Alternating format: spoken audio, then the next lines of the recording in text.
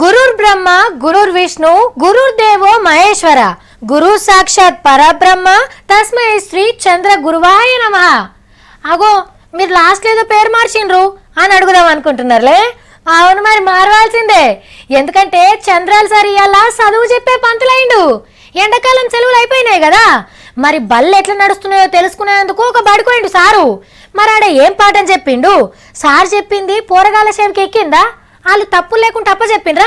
అరుచుకుందాం పండ్రి. చూస్తున్నారా, Chandraiah sir class లో కూర్చొని పోరగాళ్ళకి పాఠాలు చెప్తుండు.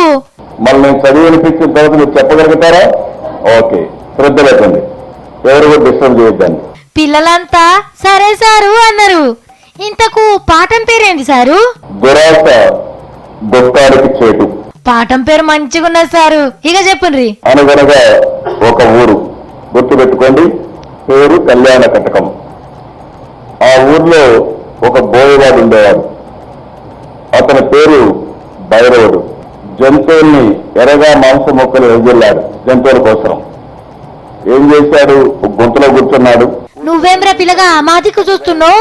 చంద్రయ్య సార్ కోపం వస్తే కోదండం ఎక్కిస్తాడు మళ్ళా.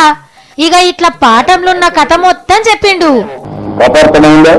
అర్థం కాలేదు సారు, మళ్ళా చెప్పవా అని అంటే మళ్ళా మొత్తం చదివిండు చంద్రయ్య సారు. ఇప్పుడు మీరు చెప్పండి, మీరు ఏం నేర్చుకున్నారు ఈ కథ?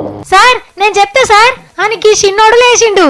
మనం ఏదైనా లాభం కూర్చితే అది ప్రజలకు ఇవ్వచ్చు.